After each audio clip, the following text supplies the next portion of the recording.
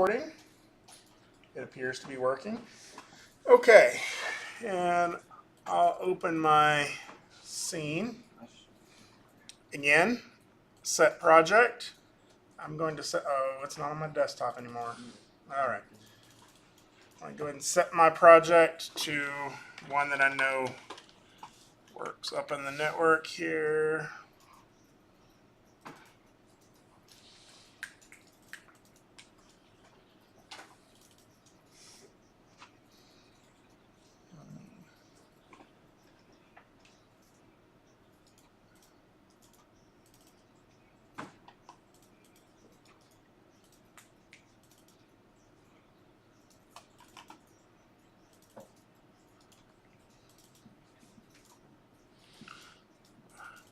Sorry.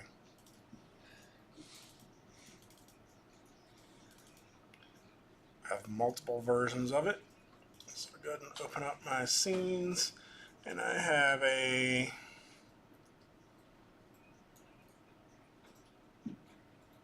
let's try that one.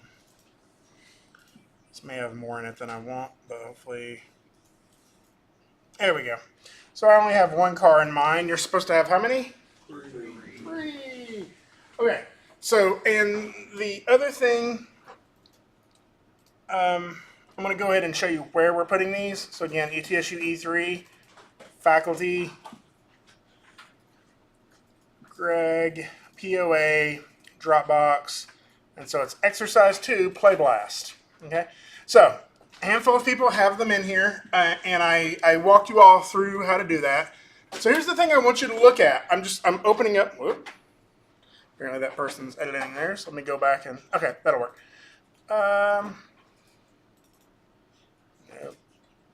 Who's somebody that's already got theirs in there? I have mine.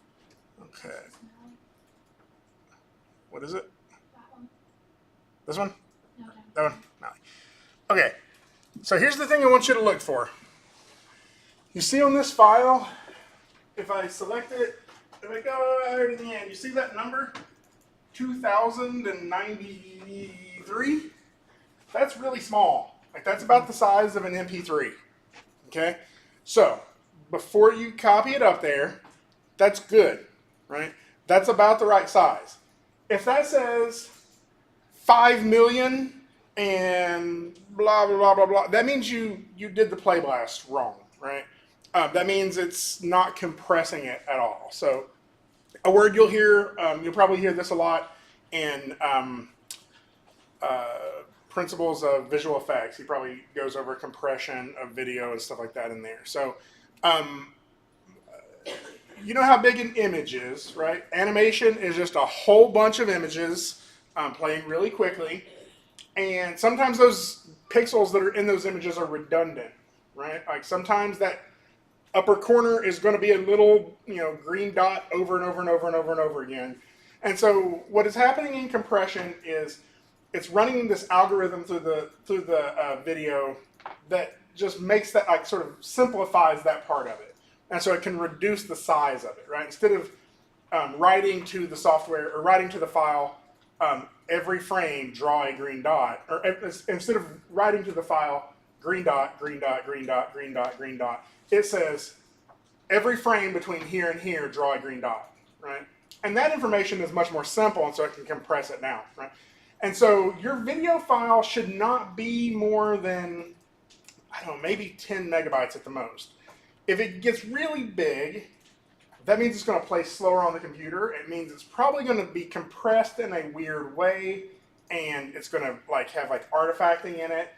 And it means it's going to fill up our server space very quickly, and when we get to the end of the semester, you're not going to be able to turn in your files because the server's full. And that's a pain in the butt. So I like to early on try to get you doing this in the correct way. The best way to encode any sort of video is the H.264 codec. Just remember that for H.264, H.264, H.264. Now there's an H.262 and an H.263, and you'll see those.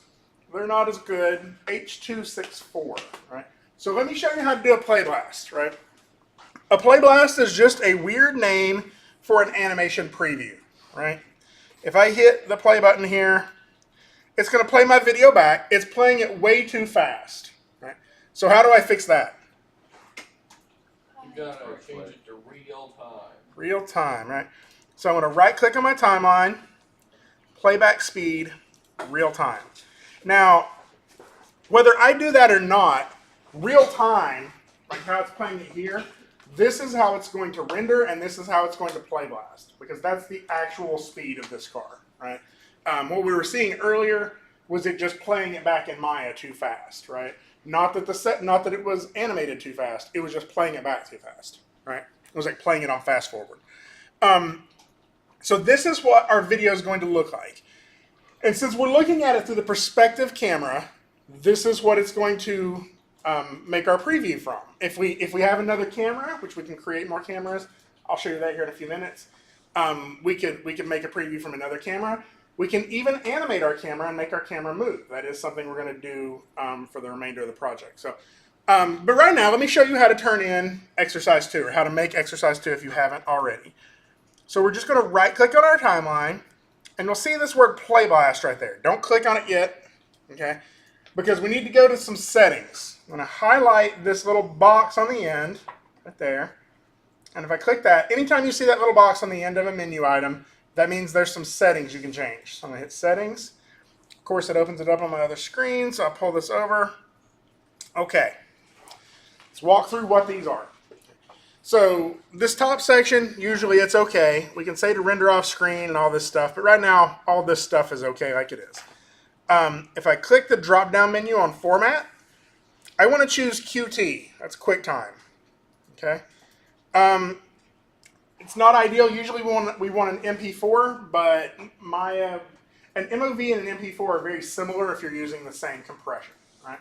So this is good. QT is going to make it a QuickTime movie, is what QT stands for. Now you'll see what it's encoding it as right now is a PNG. So this line here, PNG encoding. That means it's going to encode every frame of the animation in the same way that it would a PNG file you would make in Photoshop or whatever, right? And that's a really nice encoding for a single image because you don't lose any information in it, right? Or you don't lose as much information in it. But for a video, it's going to be really heavy, right? We're going to have tons of it's going to be a much larger file and play back more slowly, right?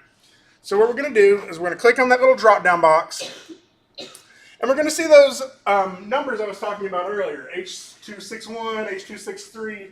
For some reason, H264 is up a little bit. You'll notice that this list starts halfway down, right? Like it's highlighted about halfway down. So if I just click the up arrow, it's going to take us up, and we'll see H264, right?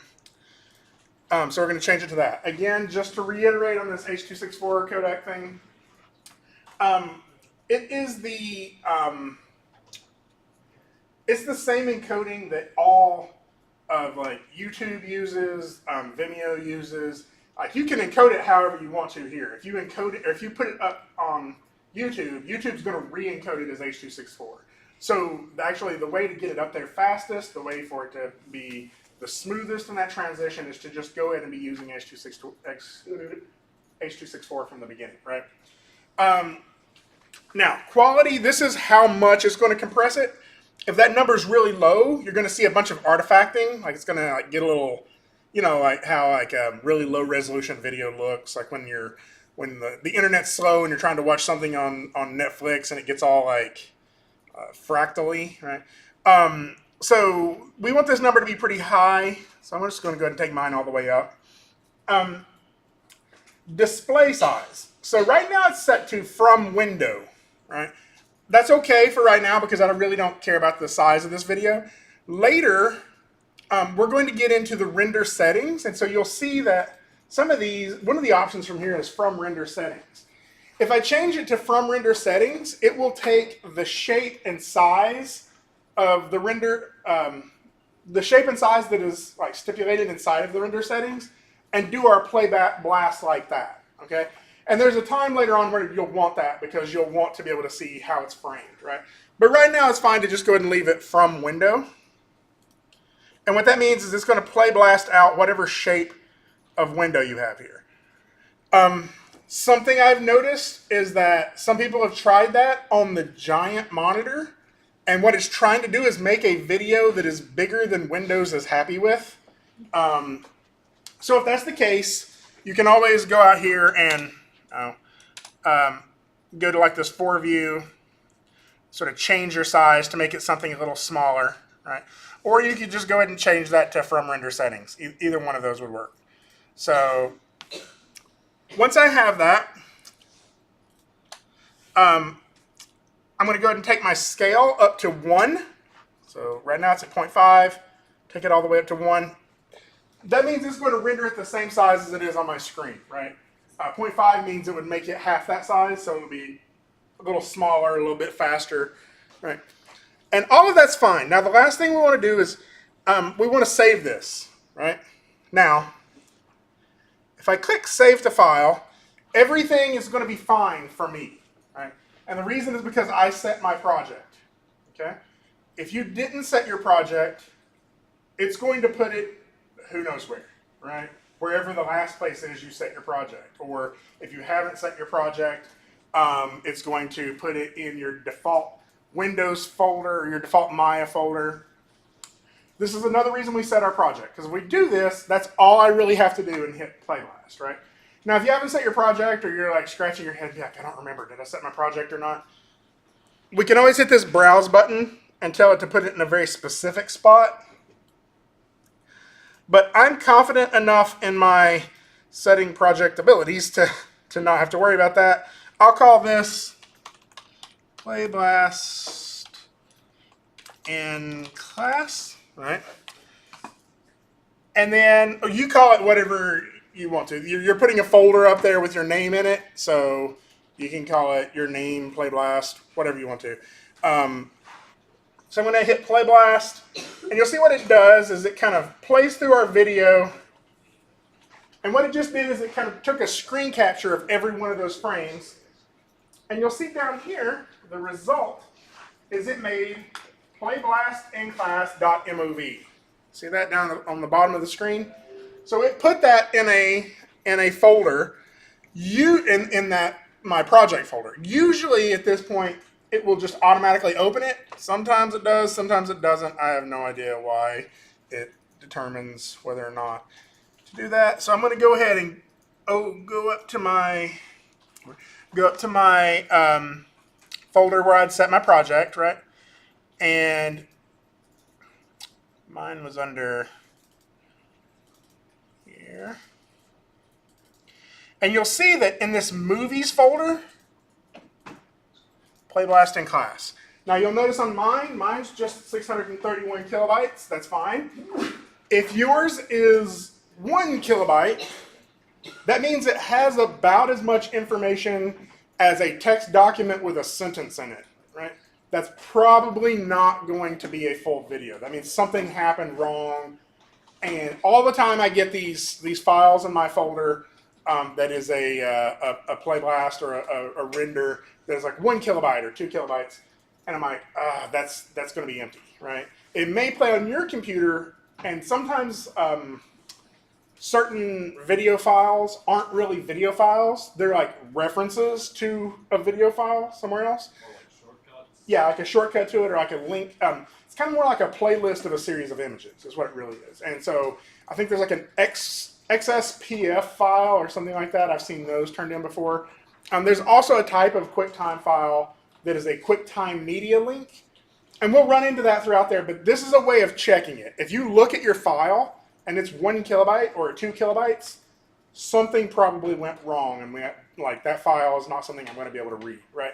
If you look at that file and it's 5 gigabytes, I'm going to delete it because I need space, and that's just enormous, and we can check that, right? So let's get those file sizes down, because another thing is you have to back this stuff up too, right? You're going to use this later in other classes, and there's just no reason for it to be that big. So this is the process. It's on video now, so you can watch this over and over again to remember how to do it. But that's how we can check it. And we'll see that if I double click on that, I want to go ahead and open it up in VLC, which will probably open it on the other screen. did. And this is what I get. Right? I get a video file that's going to play that thing I saw in Maya. And you'll see that it looks pretty good, right? Like, there's not a ton of artifacting. We got a little bit of like jagginess on the edges here. But we can actually take some of that out too. That's just the play blast of it. The reason we do this is because eventually, the reason the play blast exists is because eventually your file is going to start getting enormous, right? You're going to have like all these different models in it. You're going to have textures in it. You're going to have lights in it. And you're going to hit play inside of Maya, and it's going to play back a little jittery, right? It's going to try to play every frame, but it may skip a few frames, right? And this is not. Like, this is just a video. If you play blast out this video, you can watch it and see it exactly how it should be in the end. Animators use this a lot because some motions happen really fast, and if Maya's being jittery, that motion may not look right inside of Maya. You have to see it in video, right? But this is a really nice way of you just turning in your video file for me. So once you've done that, name it appropriately and put it up in the folder that we were looking at a minute ago, Exercise 2 Play Blast. Okay? Again, these first two exercises are pretty much, if you turned in a video that plays something that has 3 cars driving across a bridge or 3 vehicles, it doesn't have to be a sedan. I think somebody in here has a UFO. Some like if you have, I saw a few like semi trucks, whatever. If you turn that in, it's a check, right? Like you got full credit on that. Yes. I'm just having an issue. Did you lose your hard drive? Did you lose your jump drive? You gave it. Okay. Well, I actually saw one in downstairs in the lost and found that looked just like it. So somebody lost a jump drive that was similar, but it probably wasn't us. Oh, man. Okay. And it's going to get halfway through it and crash? No, it goes all the way through, but then when I go to my actual file, it has where it is movies and everything. It says it should be saved up there. It's still there. Like the one I made last week is there. So the cool thing is it will tell you where to put it right down here on this line. Let's say.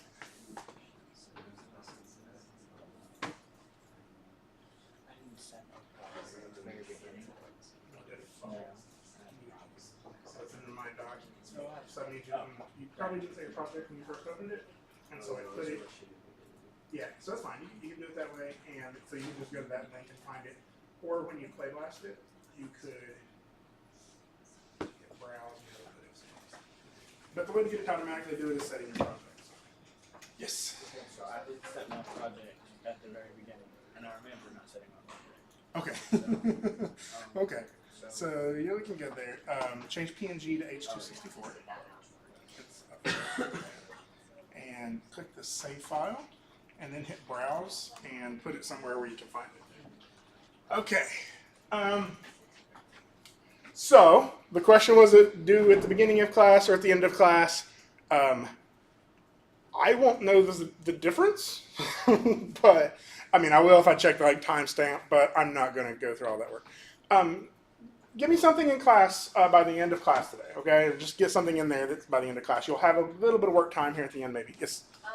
I know that I was like halfway through animating this, so my things took quite a few steps backwards, and I don't remember how to get back to where it was. Look, I had my wheels, with my car, they were together, and then I had it like partially animated, and now it's like back to them not being together. Is this the right version of it? Yeah, I checked the other one, and the other one's don't even have to operate. Wait, it's loading. It's loading.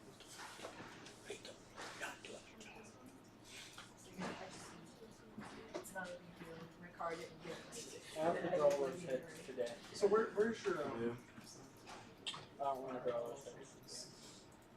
And this is pulling it from your documents. Is this where you were saving it? Okay. If you say we were allowed to use rules, Date modified. out of sense. Okay. Is that the one you have open? Yeah. Is it done loading? Yes. And this is like where you were working at last time with your documents. Bro, something happened and I can't see the screen. So I'm just this monitor. I looked at some other places. Maybe, again, I'm not 100% sure how the documents folder works. That's one of the reasons I would say keep a jump drive with you, is because I've had people come into class and be like, all 4 years of my work was in there, I hadn't backed it up, and now it's gone. Because, like, really, the university, OIT, or UTI, whatever it's called, ITS. It has control of that, and so they can like reset your profile if like your account messes up, and by doing that, it'll wipe it clear. So I would back this up. That might be the issue, but it may have you may have accidentally saved it in a slightly different folder. So check through all those folders too. Okay. So before I go much further, I want to talk about what our plan is from here. So we've done a little bit of most of this stuff, right? We've modeled a little bit with the bridge. We've modeled a little bit with the car. We set the car up for animation. What's that called? Rigging, right? We rigged the car. It was very simple rigging, but it was rigging, right? And then we animated it, right? So we've gone through a lot of the entire pipeline for an animated film, right? Or an animated project in general, right? Currently, though, my bridge is pretty ugly. I actually have some stuff on here already that this is from another exercise because my file got wiped off on the hard drive. And this isn't a great example of like if I were to turn this in, it doesn't look like something you'd see coming out of Pixar or something like that, right? So I'm going to take us through today some of the last few steps, okay? So we've already looked at how we can add a new material, but we're going to play around with some materials. I'm going to show you some details to how we can get that. And the final thing is we're seeing an image here on our screen, right? But this isn't beautiful, right? There's no real lighting information. There's no real texturing information. If you're up here close, you'll see that there's like a little jagged line here instead of that line being smooth. And the reason for that is because this is kind of like a preview of what the final thing is going to look like. Right? The process of getting the actual final image is called rendering. Right? And you'll hear that term used in other places. You'll hear like in drawing classes, like, oh, you render the shading in your drawing, right? You'll also hear it like in places that aren't art based, like rendering fat, right? Which is like getting the fat out of something. Or like boiling the fat out of it. So really it's kind of like drawing out the final thing, right? Pulling out the final thing. And so I'm going to show you the rendering process in Maya to where we can take this thing that looks kind of blah, right? And make it absolutely gorgeous, right? So that's going to require some lights. So we're going to be playing around with some lighting today. We're going to be playing around with some materials, maybe a little bit of texturing, and the rendering process, right? And then after that, I'm going to let you go. I'm going to like kick you off onto project 1 and say, go nuts. Like, make whatever you want. So what project 1 is a video of your entire scene, right? Just tell me a story with this bridge, right? This bridge, these vehicles. Just a short little 10-second video of something happening here, right? And it could just be normal day driving across the bridge. I know that I've seen more than one vehicle go careening off the edge of the bridge. Maybe consider some guardrails. What are they driving over? Where are they? Is this in the Alps? Is this on Mars? Like, where is this, right? So you're going to show me the world. You're going to show me the environment.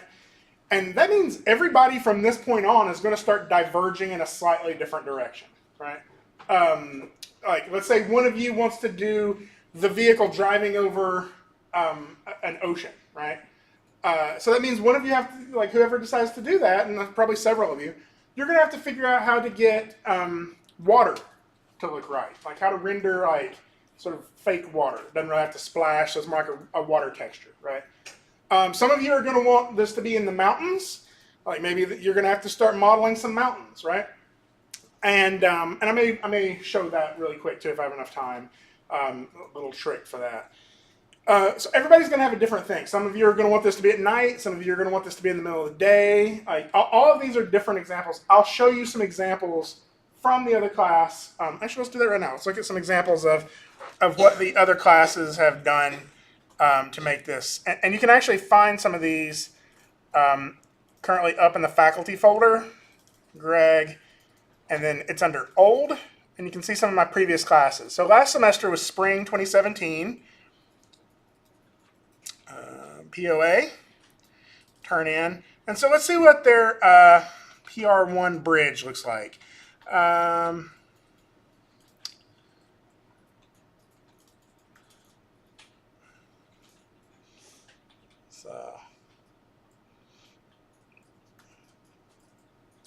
So that's not bad. You can see that like they decided to do some sort of night scene, but there's some issues of things that can be cleaned up on that, right? The lighting maybe wasn't the strongest in the world. Let's just click on a few more. Yeah, so this one got a little different, right? They did an underpass scene. Again, the lighting is nighttime. It's a little too dark, probably, particularly on this screen. Let's try this one.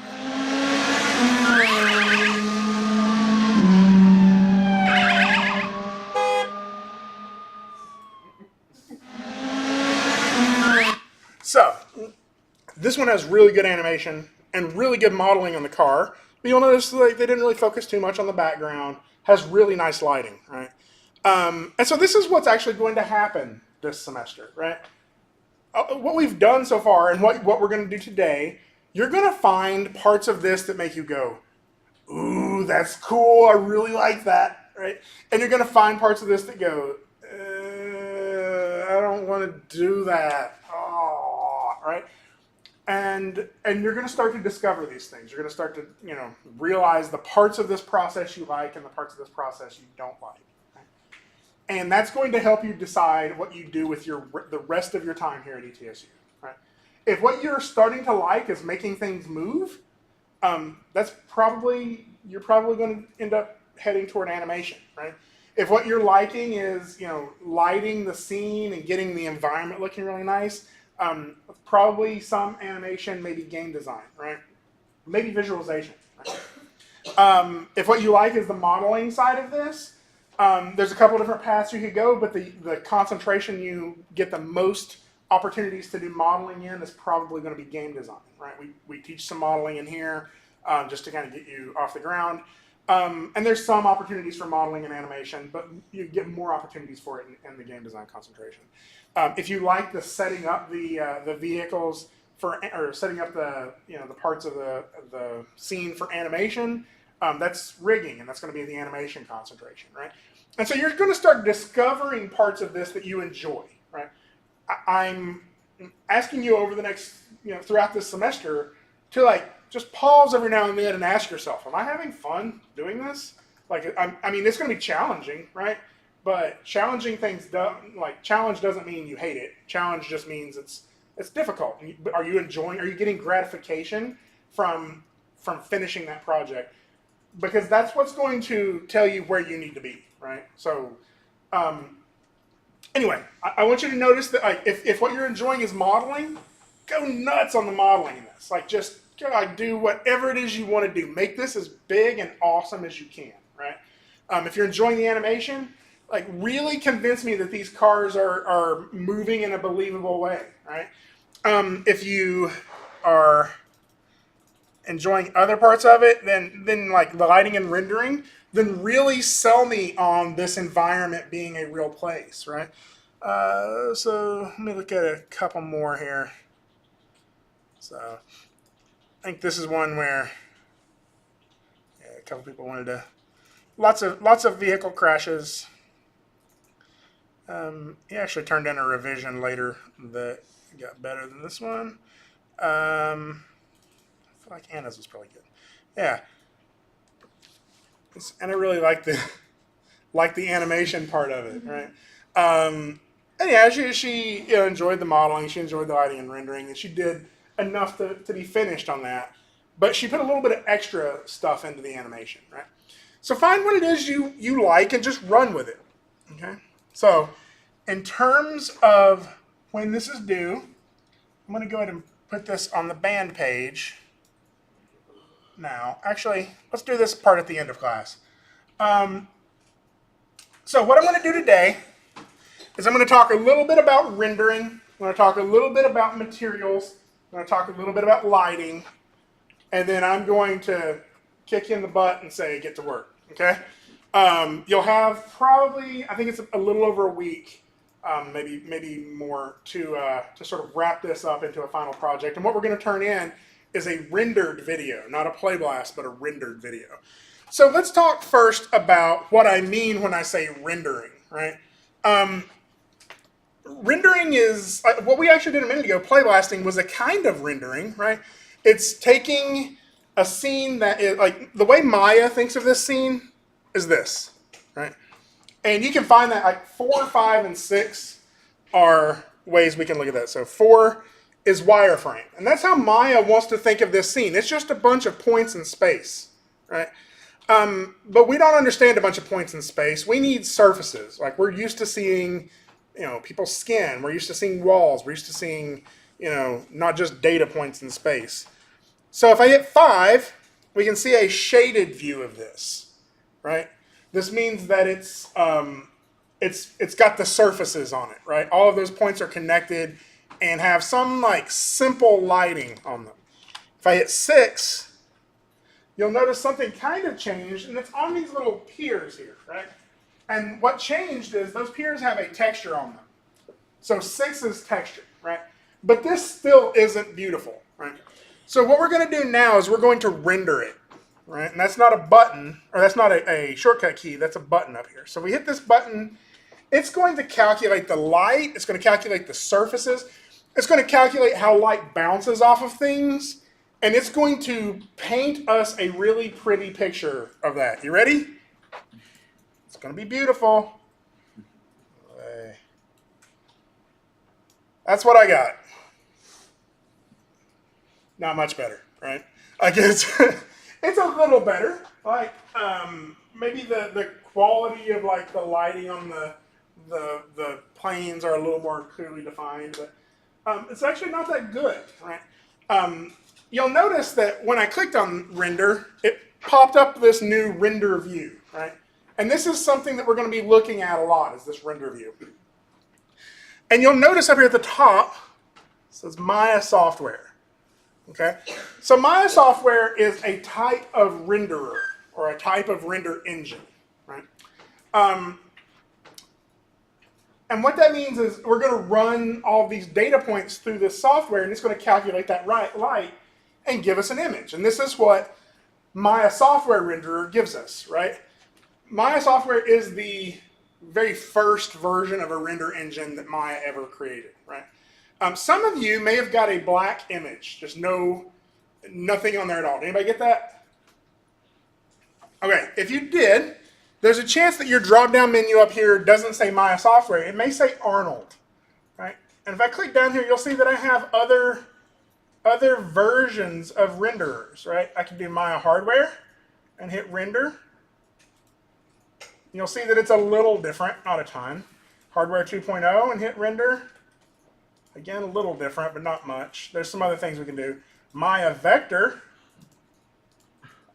Basically what this is doing, any of you used Illustrator before? Like basically it's making an Illustrator file out of our image, right? So we could use that to get sort of a toon shader look. And then down here at the bottom, Arnold Renderer. If anybody doesn't have that on there, anybody looking at theirs now and not seeing it? Do you have your render view open? Okay, so just in case you don't, I'm going to go ahead and hit Arnold Render View. In case you don't, let me show you how to open that up. Again, it's just this button here will render your current frame, the little clapboard there. And then this button will just open the render view without rendering. So I'm going to go ahead and click that. And since I've set mine to Arnold Renderer now, so this is what Arnold gives me. Okay? And this may not look a huge amount different But it actually, there's a lot of stuff going on here. Arnold is like the most powerful renderer that Maya has currently installed in the default version of it, right? There are other render engines. You'll hear of Mental Ray, and that one's a pretty good one. And then there's another one that some of you may have heard of called RenderMan. Anybody know what RenderMan, where that comes from? Pixar. So it's Pixar's render engine. And so you can actually buy that. And actually, I think there's a free version for students. You can use the same stuff that Pixar uses. And we used to use RenderMan here. Arnold comes default installed in here and actually does, in my opinion, almost as good as RenderMan. So I'm really happy with Arnold. So let's look at what we actually got with some of that, though. If you switched yours to Arnold and didn't get anything on your image at all, let me go here really quick and look. So by default, I already have a directional light in here, and that's why we're seeing something, right? If you don't see any, if that light is not in here, and I hit render, like I went ahead and deleted that light, and I hit render, I'm going to get that. Right, there's nothing illuminating anything in here. So that means we can physically create lights in this scene in order to get the effect we want, right? So I'm going to go ahead and make a new light. I would probably advise you to go ahead and delete the light that's in there too if you already have one, and start playing around with the lighting yourself to get the better lighting you want. So if I go in here, just going to move this sort of off to the side, right? And I'm going to go to Create, Lights. Right? So there's a whole bunch of different lights here. But I want one that's going to work well with Arnold. So I can also go under the Arnold tab, and this is the way I would probably make a light for Arnold. So if you go to the Arnold tab, they have lights as well. And these lights are going to work a little bit better. So the light that I'm going to use is an area light. So I'm just going to click that. And you'll see that it really made a physical object in here. I can move this object around. Right. And so this light is an area light, which means it's going to be casting light from a shape. Right. And currently my shape is a square. If I sort of tumble around that square, you'll see that it's got a line pointing out one side. That line tells me which direction it's going to cast light. Okay? I can scale that object to make it a bigger plane casting light. And I can rotate it. And I'm just going to kind of do that and point it at my bridge. Get a little bit of an angle here going on. So let's use that as my light. I can get my bridge set up again here. And I'm going to hit render. And you're going to see that it looks like nothing happened again. It looks like it's completely black, right? In truth, what's actually really happening is that light settings are really low, right? It's like trying to, like it thinks our scene is enormous, and like imagine trying to illuminate the Brooklyn Bridge with a flashlight, right? Like it's, you know, from 100 feet away. It's just not going to cast that much light on it, right? So what I'm going to do is I'm going to go over here to my, oh wait, can I mount this over here? That'd be nice. It's not very well. Let me move it off to this side. So I'm going to go over here, select my light again, and I'm going to go to my attribute editor. And this is all of my light settings. Intensity and exposure are going to turn up my brightness of my light. So I can start playing around with that. But before I do that instead, I'm going to go down here and uncheck normalize. And usually that gets me a pretty decent result. What that means is don't worry so much about scale of the scene, worry more about scale of the object. So if I hit render now, you're going to see I'm starting to get some illumination here, right? Now again, let's compare this image between Arnold and some of the other renderers, right? It's actually still rendering. Mine's, that little thing twisting there is like Arnold finishing up the render.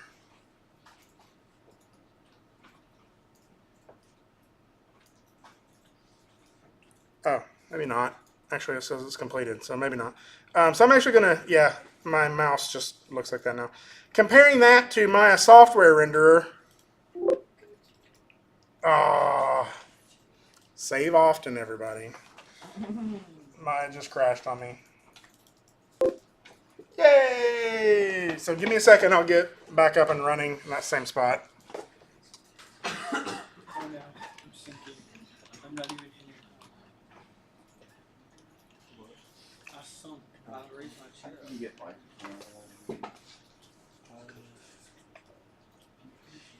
So I'll tell you what, instead of going into my bridge scene, I'm just going to do something in here, like just sort of from scratch. I'll make a circle or a sphere. I'll make a box.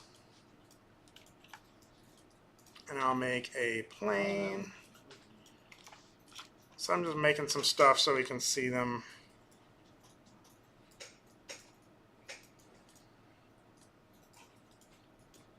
And I'll go ahead and make a cone as well. Right. So again, I have these three objects. And if I just click render, Arnold render is giving me nothing. My software is giving me that. So you can see sort of the difference. But if I switch to Arnold and go ahead and create another light, so I'm going to go to Arnold, Lights, Area Light, and hit render. See, I'm not getting a lot. I'm going to go ahead and scale this light up, rotate it, hit render again. Still not getting a lot, but if I go to my attribute editor and uncheck normalize, I'll start to get something a little better. Right? So that's actually pretty nice. If I zoom in here closer and hit render, like we're starting to get a pretty nice image out of there just by having one light. So let's talk about why that is. The reason we use Arnold is because it's using a lot of complicated math to get this image, right? Some of the other renderers, yes. I was going to say, how do we delete the other light again, or which way do we need the light to be pointing? You said there's like a little line. The direction the line is pointing is the direction the light will be casting, and you delete the light with the outliner. Laura, can you show me the outliner? So the reason this image looks better than the Maya software image, right?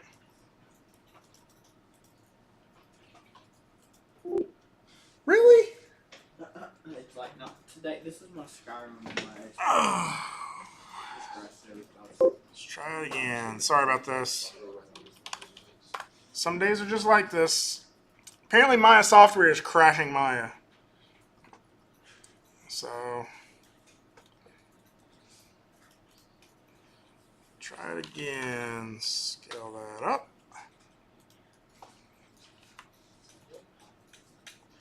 This is why we save often. No, hit the wrong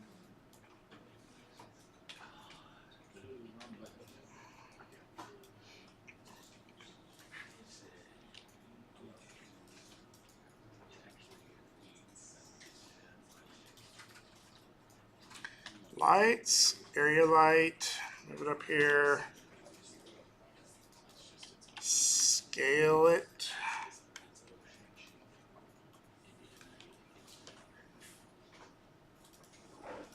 And normalize.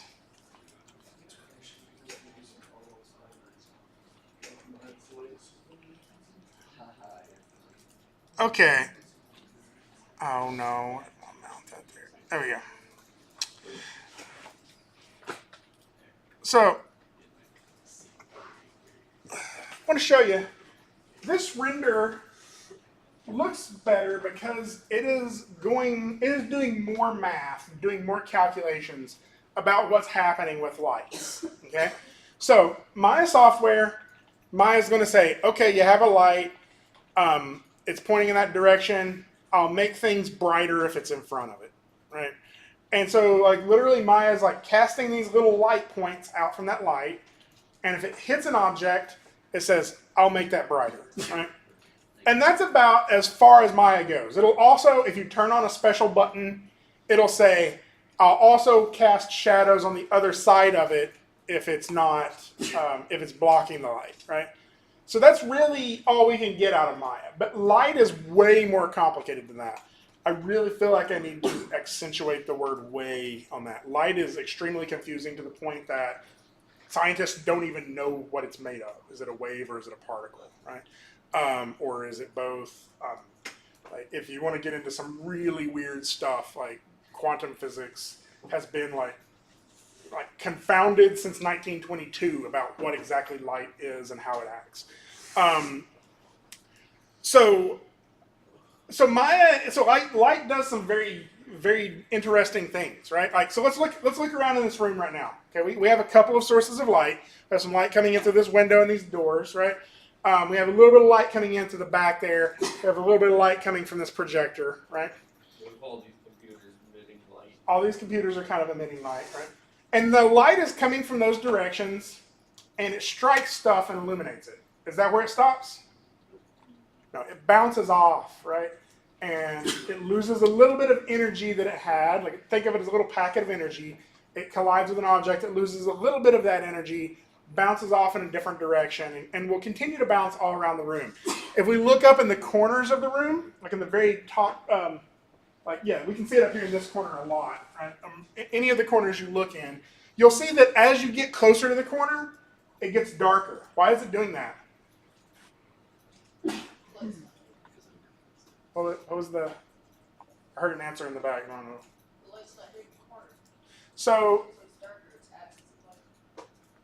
why is it not hitting the corner though? It's hitting all the other walls in the room. It's the way it's bouncing around, I guess. So, Either that or it hits it last when it has, or later in the process and has less energy to give. so think about this: the deeper you go into that corner, the more little bounces it would have to go through to get to that corner, and so the less likely it is to make it to that corner, right? And that's actually called you can see another example of this if you put your hands together. You'll see that in between your fingers start getting darker. It's not that they're casting shadows on each other; it's that the light's bouncing around between your fingers and never quite making it into that little bitty crevice, right? And so the object itself is occluding light. It's kind of blocking the energy from making it in there. Okay, so that's one of the calculations that that Arnold will do. Is it'll bounce that light all over the scene for as long as you want it to, and pick up information about that. Another thing to try. I'm trying to see if. So if you have something bright, you have some red shoes. So this is a good one to test. And plus you're close to the front of the room. So if you were to take your hand and put it near your red shoe, you'll start to see some of the red from that shoe bouncing onto your hand, right? So when you shine white light on a red object, the light that comes off of that red object, when it hits something else, makes it look red. It's not actually picking up that red. Strangely, it's actually leaving that red behind when it hits.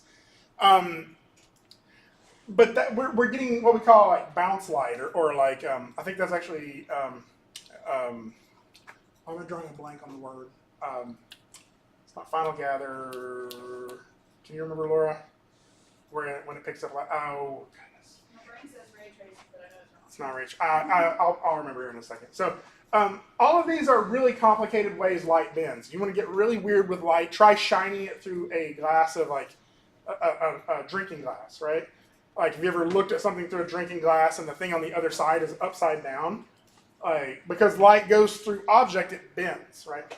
All of these things are really complicated calculations for the computer to make in order to deliver an image that is accurate, right?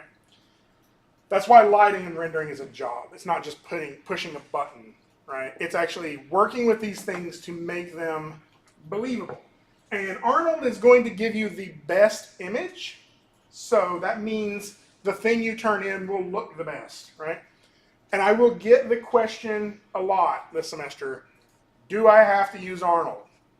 And I'm like, no, you're welcome to have a lower grade. If you would like a lower grade, you're welcome to use a different grade because it's just not going to look as good. You can't make Maya software render as nicely as you can Arnold. Again, I'm not checking off they used Arnold as part of the grade. I want you to make the best looking piece you possibly can. Arnold is the tool to do that, right? So I would encourage you to use it. No, the answer is no. You don't have to use Arnold, but know that I grade based off of like quality of the work, and Arnold is a better tool that's going to help you get better quality, right? So this is what we get just by putting one light in the scene. Let's start playing around with that light. But before I do that, it's kind of annoying to go up here and hit render over and over again and wait for this thing to render. This is another reason to use Arnold, because I can close this and go to Arnold and choose this Arnold render view. Now, it's going to open up another render viewer, right? You can scroll to zoom in closer. And you'll notice that currently it's black. It actually hasn't rendered anything yet. But I can hit this little play button up here, and it'll render. I'm like, oh, that's awesome. But this isn't actually where I want my camera to be. So I'm going to move my camera. And as soon as I move my camera, Arnold will update that render. Okay? In fact, if I make any changes, Arnold will update that render. So that means I can grab my light up here, and I can start turning up my exposure, and Arnold will update that render. Right? Let's say I want my light to be a different color. I can change the color to blue, and now it's going to look like it's casting blue light. I actually don't like that. I'm going to take that away. There's also this color temperature thing, which I think is nice. It's like it adds just a little bit of warmth or like coolness to the light. So you can play around with that, because very little light in the world is actually completely white. Now, I don't know if you can see it or not, but if you look really closely, up here you're seeing these little speckles all over the place, right?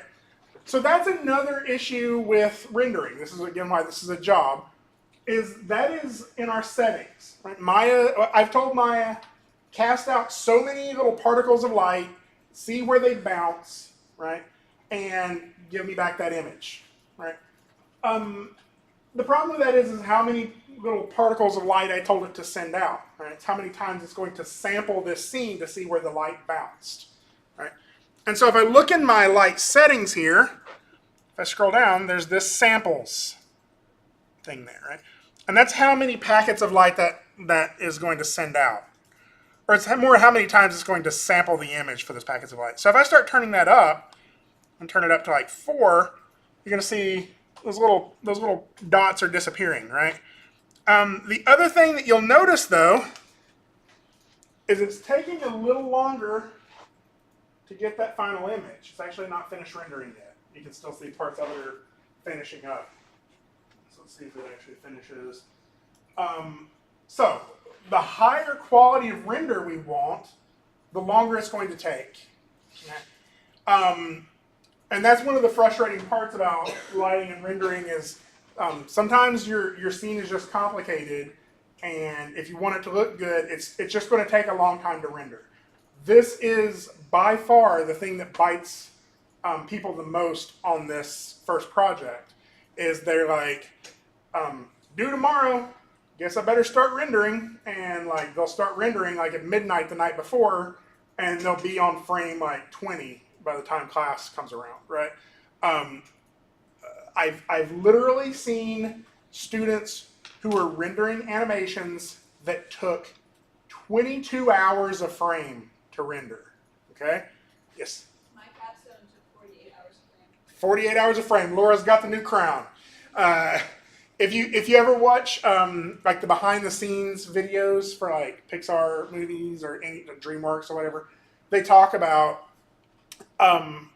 if this were rendered on one computer, it would take 700 years, right? And you're like, all right. So what do? Like they buy 20,000 computers and they let them all work on those renders, right? That is called a render farm, right? If you're rendering it on one computer, it's going to take you 48 hours to render one image, right? But if you're rendering on like 48 computers, right? And my math isn't working out right. Anyway, if you're rendering on a bunch of computers, they can all be working on one image at the same time, and you can get all of those renders more quickly, right? So that's called a render farm. We actually have one downstairs. I don't know if it's up and running, and the process to get stuff rendered on the render farm is a little slow and clunky. I'll talk with Marty about it. Right now, what I would say is just budget enough time to render it on one computer. Most of you are probably going to be getting something like 30 seconds a frame, maybe a minute a frame, right? And so break out that calculator and figure out your math. How many hours is it going to take for you to render your movie? 8 hours is a blessing. Okay, if it takes your computer 8 hours to render this movie, then you need to be like, that's awesome, because a lot of times it's like 3 days, right? So plan for that, right? If give yourself enough time, do some sample renders before you get started, or not before you're too far along in the process, and give yourself enough time to render out these images. I will talk with Marty and see how the render farm's working, and if so, if it's working okay, I'll get you a document that shows you how to submit to the render farm. I guarantee you that before it's over with, you will have problems getting things to render on the render farm. It's just a complicated process that has a lot of parts that can break, right? And so it crashes a lot. The entire farm will crash. Something crashed. So is the air conditioner coming back on? I don't know. I can't tell if the air conditioner is actually on or not. So the render farm is cool. We can't rely on it, right? So now we have this render, and it's constantly updating, right? The cool thing about this is I can start making changes to my scene and seeing how they affect things, right? So what I'm going to do is I'm going to start changing some of these materials, right? We talked about adding a new material. Let's see how we can customize some of the stuff on this material, right? So I'm going to go in here. I'm going to grab this sphere first, right? I'm going to right-click on it and say Assign New Material. Now this is going to pop up, right? This Assign New Material thing. Last time we chose a blend, we chose a Lambert, right? Those are all types of materials. Those names are actually the objects or the materials are actually named after physicists, scientists who have calculated the way light works.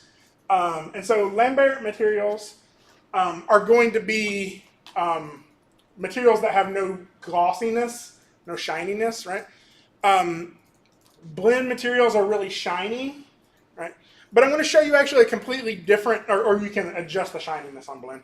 I'm going to show you another material though that's actually going to just replace them all. Okay, this only really works if you're using Arnold though. Okay, so what we're going to use for this is under Arnold here. You see on the side, get this little Arnold drop-down box shader. I'm going to click on the shaders there, right? And what we're looking for is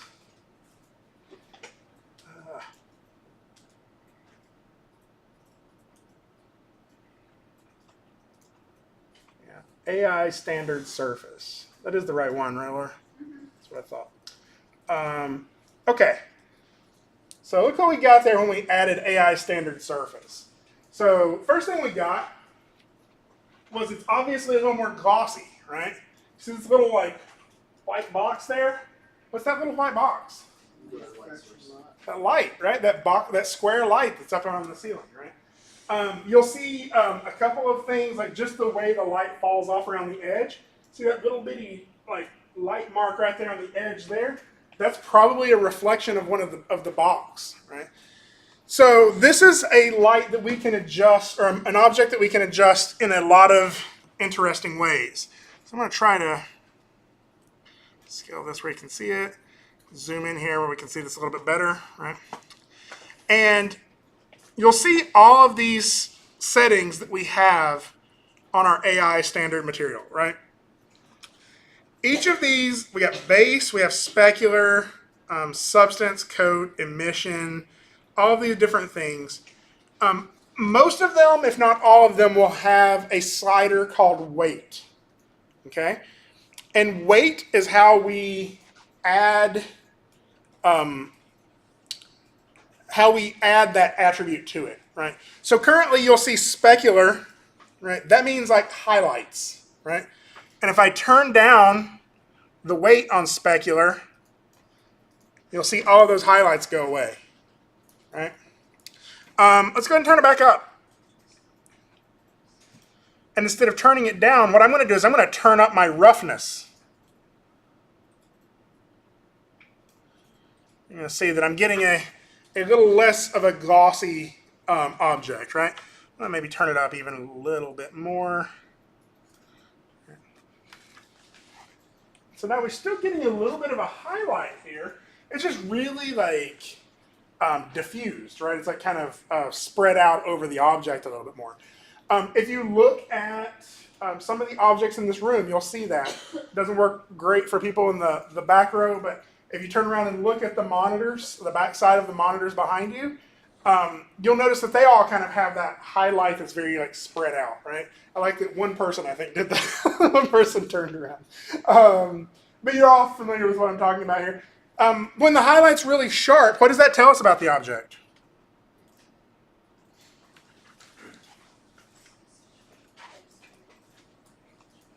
Anybody? What's it say about the what does it say about the object when the highlight's really sharp? We usually assume that it's made of metal. It's made of metal.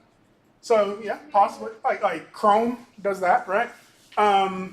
What's something else that does it? It's a smooth surface, it doesn't have a lot of ridges in it. Right, it's probably really smooth, really like even, not like a lot of, yeah, like I said, not a lot of ridges in it, right? Like a mirror with a lot of ripples in it is not going to cast a very smooth highlight or a reflection, right? And so that's what we're looking at there. You'll see that we can adjust all of these settings. We can change the entire color of our ball, right, to any color we want it to be. And I can actually even turn the color off, right? I can make my ball actually not cast any color at all, right? This is an interesting one because if I were to give you a bunch of colored pencils and ask you to draw the color of a mirror, what color would you color it? What colored pencil do you use for a mirror? Green. Huh? Mirrors are green. Mirrors are green? Yeah. It used to be silver. Why are they green? I just remember that as a trivial fact that mirrors are green. Interesting. So actually, like usually mirrors are almost all reflectivity without any like real color. Like the backside of them, sometimes you use like a silver material to play it. But all that really is like silver doesn't have a color. It's just extremely reflective. Yeah.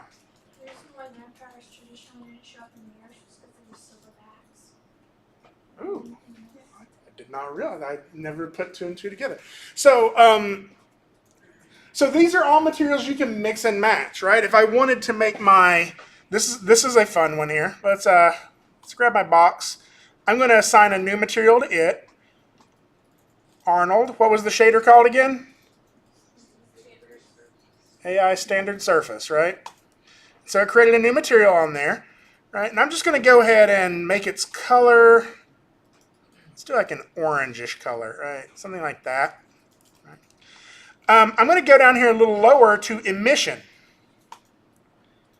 Currently, emission is set to 0. I'm going to start turning that up. And what you're going to actually see is that that object is going to start glowing, right? It's emitting light. There are certain objects that do that, right? So these are things that we can control on these materials.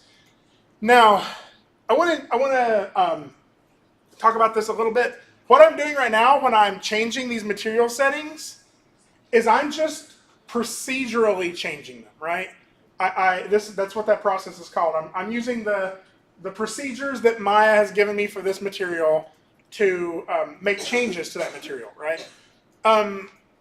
Sometimes I need something more than that, right? Let's say I needed a brick wall.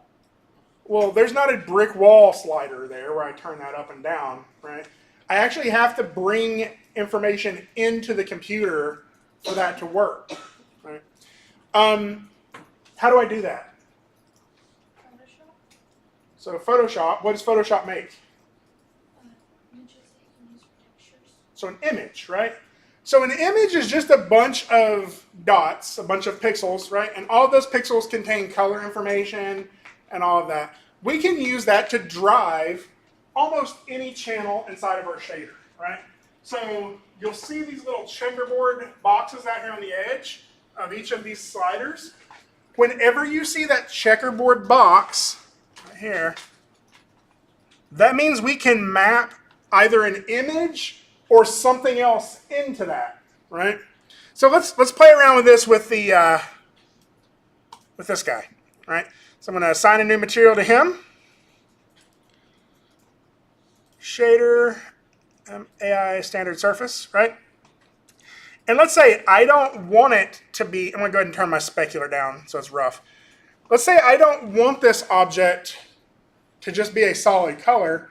I want it to be like a brick wall texture or a wood texture, right? So for my color, I'm going to click on that little box. Again, it's going to pull this up, right?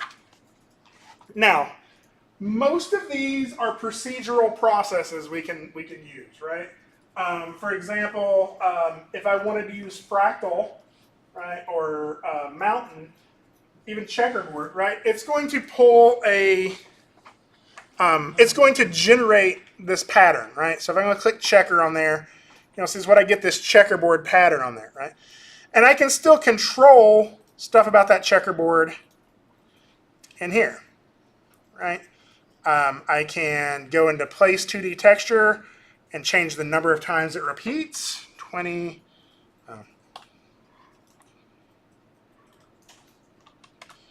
Right. And so I can get a very procedurally generated texture on this object, right? But sometimes, like again, there's not really a good option to make a photorealistic brick, right? So if I need brick, I can bring in a file. So let me create one more object on here. We're gonna make us a brick donut. Tasty. Dunkin' Donuts' newest flavor, brick. So we're gonna assign a new material. Shader, AI standard surface. So we all have that down so far, right? Oh, missed it. There we go. Now the problem with this is, I can click this color tab here, right? And the problem with this is I need to pull in an image. Right? I need to go find a file. And so we'll actually see that option right here, file, okay? And that says the thing that's going to be driving that channel is some external file. So when I click on that, we get this little thing that loads over here, and it allows me to go look for an image. Now, of course I didn't set my project because I was hurrying up to get this thing set up again. The place it's going to look, if we notice here, is under the default project, and if you set your project to bridge, it'll look under the bridge project. And it's going to look under source images. Okay? That's always where Maya is going to go, and so that's usually where I put those files, right? So I'm going to go find an image we can use. Now, let's do this the wrong way first. I'm going to Google brick and go to images. Look at that. All of these free brick textures on the internet. I'm just going to take one and call it mine. Right? What's wrong with that? It's beefy. Thievery, right? So yeah, I mean, whether you're like, it's just a brick texture, who cares, right? Well, the person who makes money off of this cares, right? Like somebody someday is going to say, it's just an animation, who cares? Well, you worked 40 hours on making that animation and you don't want somebody to steal it. I know people who have been really burned by internet thievery. Like one of my friends is a concept artist. She makes these beautiful paintings and people steal them and put them on t-shirts and sell those t-shirts for money, right? And they basically are just like, she could make t-shirts and sell them for money. They didn't ask her permission. And this seems like a small thing for a brick texture. Nobody will ever know, right? And my response to that is stop being lazy. Go get a camera and take a picture of some brick, for God's sakes, right? Like, like it's not that hard, right? So that's one option. The other option is I've seen every one of you, or not everyone, a lot of you, posting images that you've been drawing or painting in Photoshop or even on paper, right? Well, that means you can make textures. You could paint a brick texture. Open this up and open up Photoshop and start painting some brick textures, right? The other option, though, and this is an option, is some people make texture maps and give them away, okay? And so that's not usually, like usually those are so overused that people can recognize, oh, that's that same free brick pattern I used a long time ago, right? But that's a good option to start with, right? Let me show you how to find those, okay? If you type CG textures, I misspelled that, CG textures, so it's actually textures.com now. It used to be cgtextures.com. Both links will get you there, right? This is just a whole bunch of free texture maps, okay? It's actually not free. You can subscribe to it and pay for the higher res versions of it, but they give you a free, they'll let you download like a slightly lower res version and certain images for free, right? All you have to do is sign up for a free account. You don't have to pay for the upper level account. If you really like it and you want to, that's cool. It's a great way of supporting these people. But they've just compiled a whole bunch of free textures. Let me see if my login, yeah, there we go. So once you've gotten the free account, we can go in here, brick. Look at all these different, what type of brick? Do you want medieval brick? Do you want modern brick? Do you want cinder block? Let's go medieval brick. That's what that gets. So here's a whole bunch of different options of the type. I'm just going to go with bricks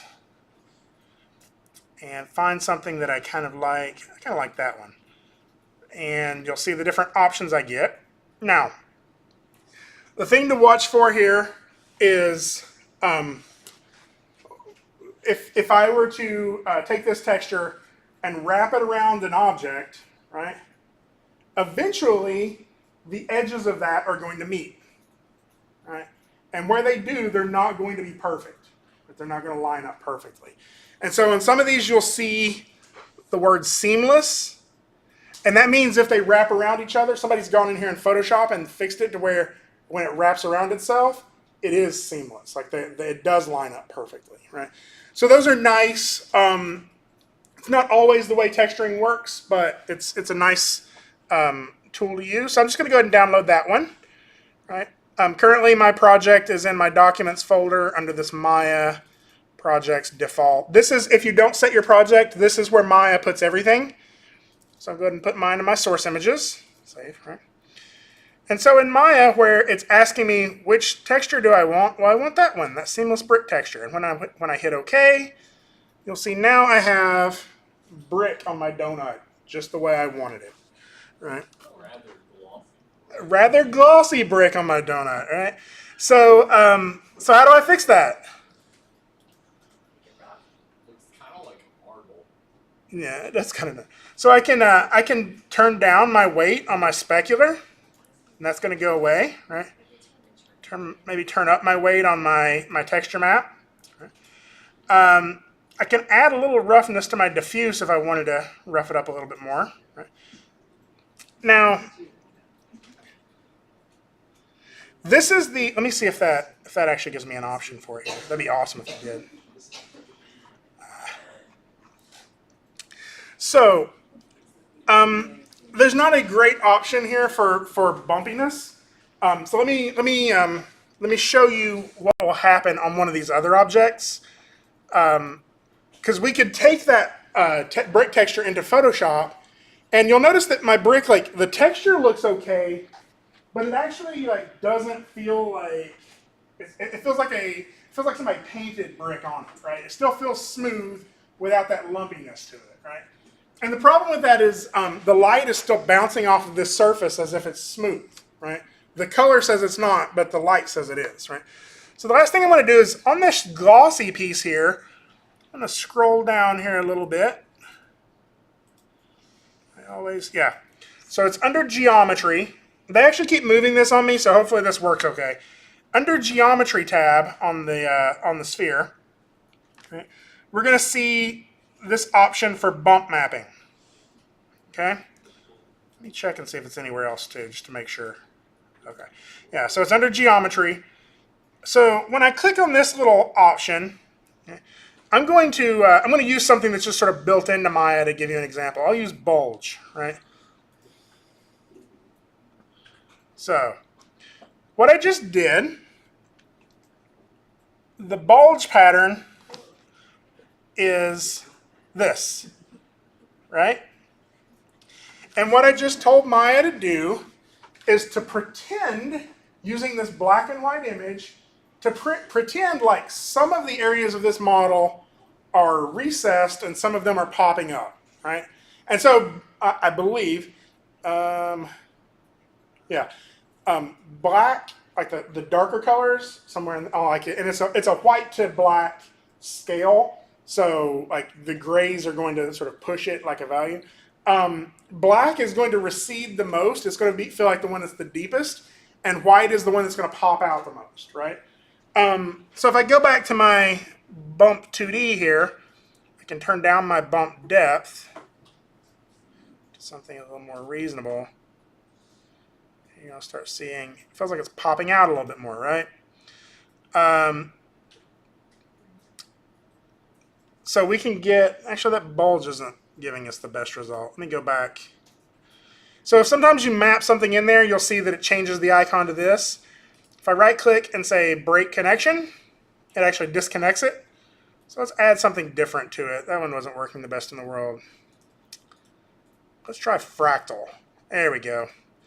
So fractal is just going to put like a really rough texture all over it. I'm going to take this down to kind of small there. There we go. So it's just going to start making it kind of lumpy, right? Now the object itself actually isn't lumpy. This is actually just changing the way the light bounces off the surface of it, okay? And what that means is if we want a brick wall and we want it to feel like the light is hitting it, like it's got the mortar joints in it and all of that stuff, we don't have to go in there and model every mortar joint, right? We just have to create a map that's going to make the light bounce off of it as if it does. What you will hear inside of a video game context more often is normal mapping. Anybody ever heard that phrase used when talking about video games? Normal. This is actually just the simplest version of normal mapping you can do. Okay, because that's all it's changing is it's called the face normal. It's the direction the face is pointing, and so it's just changing the way light bounces off of this to make it look lumpy, even though it isn't. Okay, so that was a lot to cover. The last thing I'm going to show you is, actually, you know what? That's the last thing I'm going to show you in terms of lighting and rendering. I'm going to make a video for you to show you how to render out an image sequence, right? Because you'll see that right now my render of that took 27 seconds. And so if I need to render a minute of video, how many images do I need? I'm sorry, a second of video, how many images do I need? 24 if you're current FPS setting. Yeah, but more than likely mine is currently set to 24 frames per second. So I can do 24 times 27 to get the number of seconds it's going to take to render all that. Divide that to get the number of minutes, right? The last thing I want to show you is, since I'm kind of kicking you off to do this full environment, I want to tell you, you can duplicate the bridge. Like, I'll be honest, like, if you're really into this and you're like, this bridge is ugly, like, some people have gone all the way back to scratch and just remodeled a completely new bridge they like better. All right, that's cool. Some people wanted to do like a swinging bridge. You can put this in any world you want to. And we've talked about sort of some basic modeling techniques. I want to show you one more to play with, because this has been really helpful for people who are trying to do like environment stuff, right? So I'm going to actually hide. Now, let me just zoom out in the real world here. I'll go ahead and delete this plane. I'm going to create a new one so I can show you how to do this from scratch. Actually, let's kill that so we can not. So I'm going to create a new plane. I'm going to scale it up. And the thing I want is right now we can see I could go in here and grab like a face and start moving it to like get a mountain or something, right? But that's going to be really kind of tedious to move every one of those faces. What I'm going to do instead is I'm going to go back to my object and I'm going to turn up the number of faces this has, right? So polygon plane, if I click on the inputs, my subdivision height is 10 and 10. I'm just going to change both of those to something more like 100. And so now this is a much more dense mesh, right? So we've been in the polygons menu so far. The next one over is this sculpting menu. So click on that, and you'll see a whole bunch of these sculpting tools. If anybody's ever opened up and played with Mudbox, anybody play with Mudbox or ZBrush? Either one? All right, okay, cool. So those are sculpting programs. They do it much better than Maya. Maya just put some stuff in here from Mudbox to make it a little more accessible if you want to do some light sculpting. So we can click on one of these tools. I'll click on that one. Right? And when I move my mouse over here, you'll see I have this gigantic circle. That's my brush size. Okay. Any type of painting or sculpting or anything you're going to do in Maya that seems like it's going to use a brush, it uses the same brush settings, right? So earlier when we were sort of manipulating the size of our soft select, that was B, right? When we tap the B key. Well, if I just hold B down, I can resize my brush. I can also go up here to my tool settings, this little hammer in the top corner next to my attribute editor, and it's going to open up these tool settings. And I'm just going to mount those over here somewhere. No. Oh, goodness, really? Sure, that'll work. And so with that, I can change my size. I can also change my strength. And you can see that what I can do is as I start pushing on this plane, I can sculpt on it. All right. Now, sometimes I get stuff like that, these weird little indentions. I'm sorry, let me try to remount this. This is a mess. What did I do? I'm not really crazy about Maya's new UI setting thing here. There we go.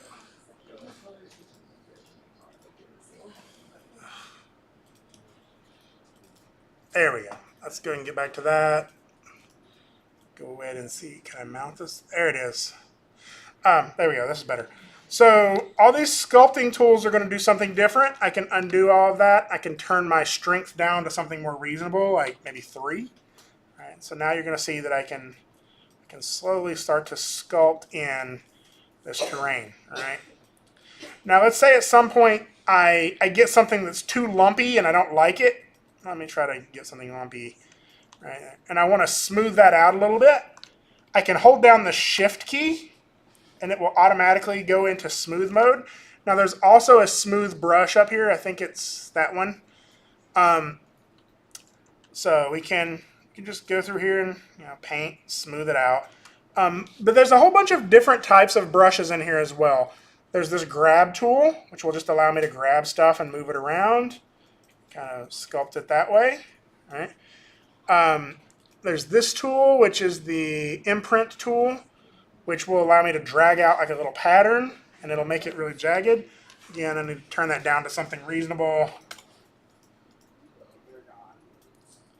Right, so I can get like lumpiness on it like that. And then again, I can just hold Shift to kind of smooth that out if it gets too much. Okay.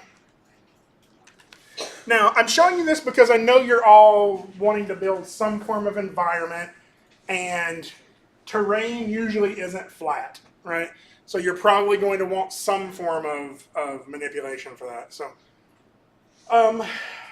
okay, so we've gone over some lighting, we've gone over some materials, we've gone over how to get a single image render.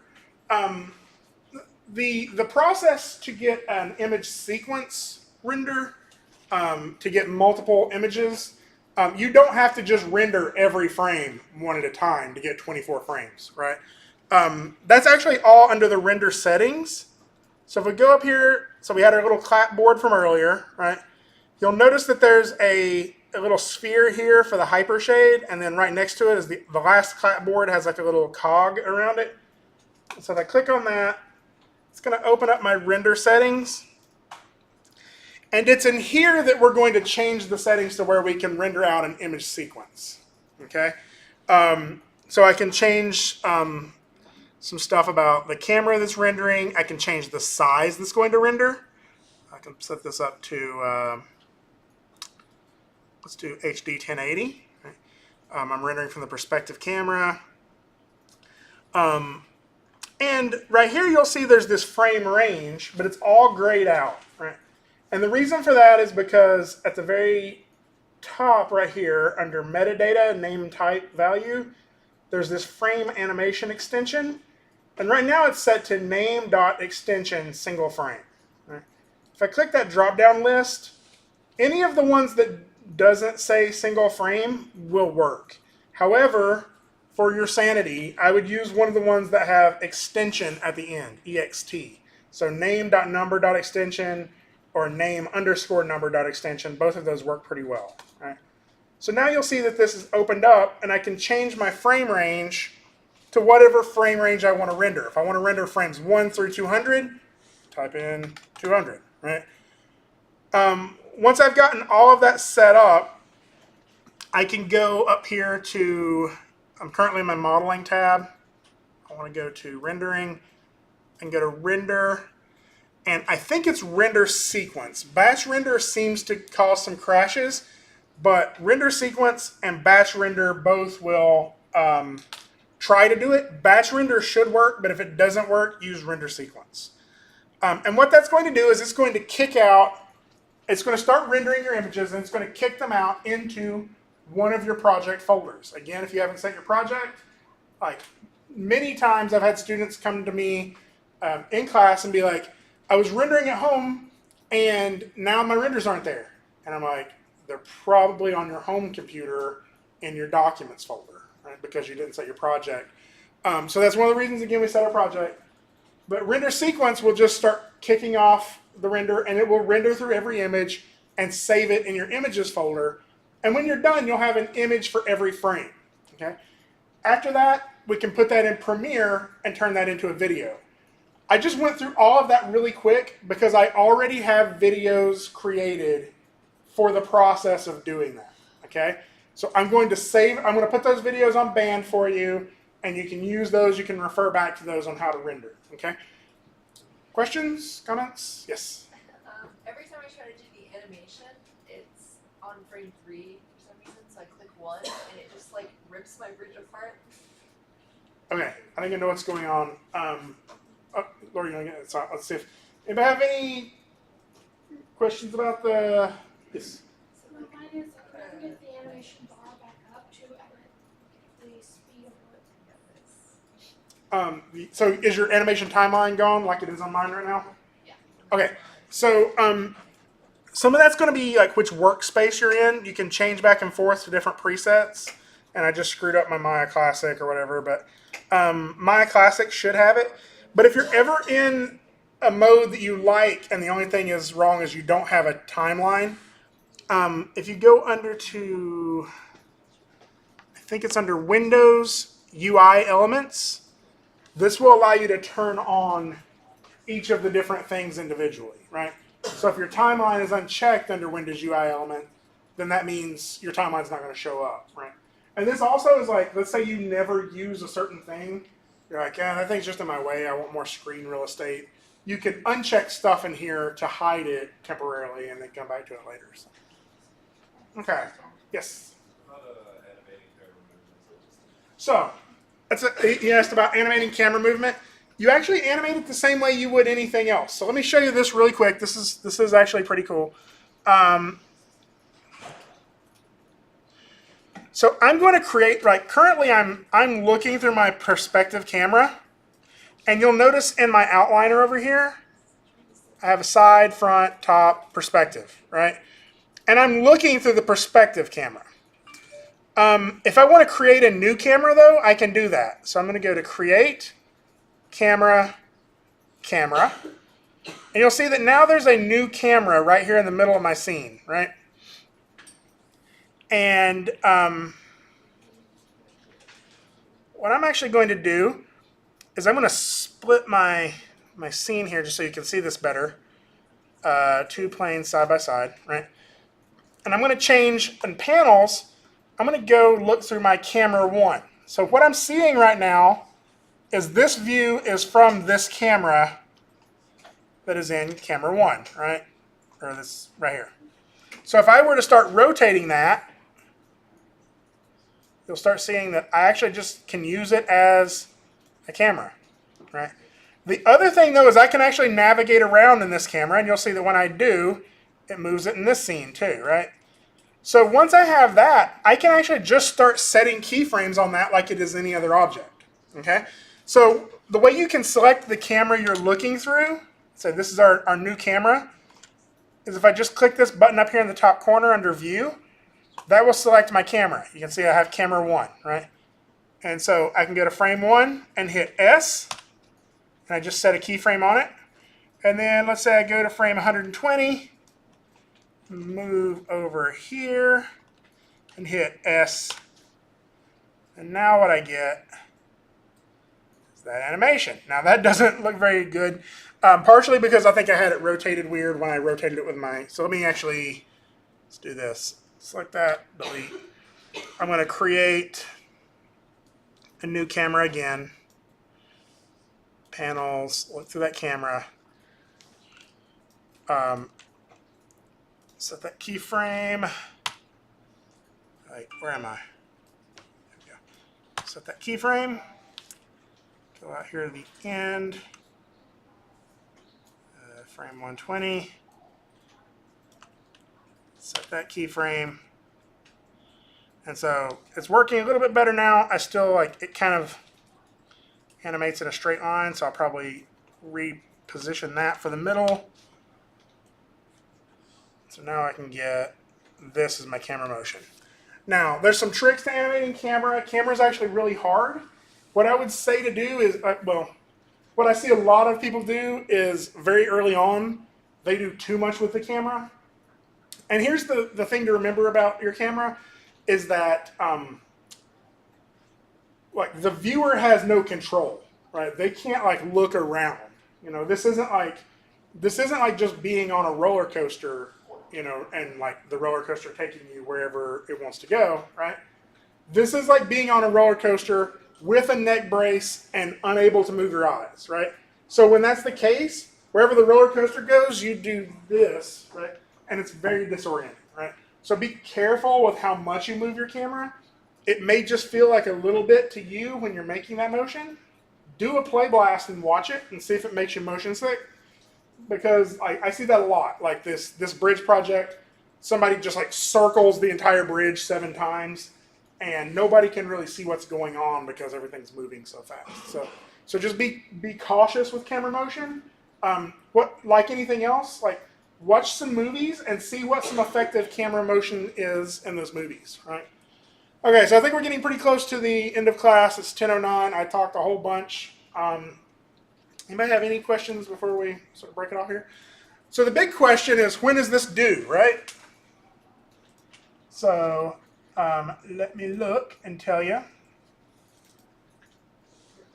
So fall 2017. I currently have my schedule set up so you can kind of see what's going on here, right? So this is today, right? Tomorrow or Wednesday will be a work day in class. It's time for you to come in, work, ask questions. If a lot of people have the same questions, I may like hop up here for a moment and like edit some stuff. But it's a work day in class. It's a day for you to come in and for me to help you with stuff. Friday is always open lab day. So that means we have 2 full class periods to be working on this and the entire weekend. And what we're aiming for is that right? No, sorry, that one's wrong.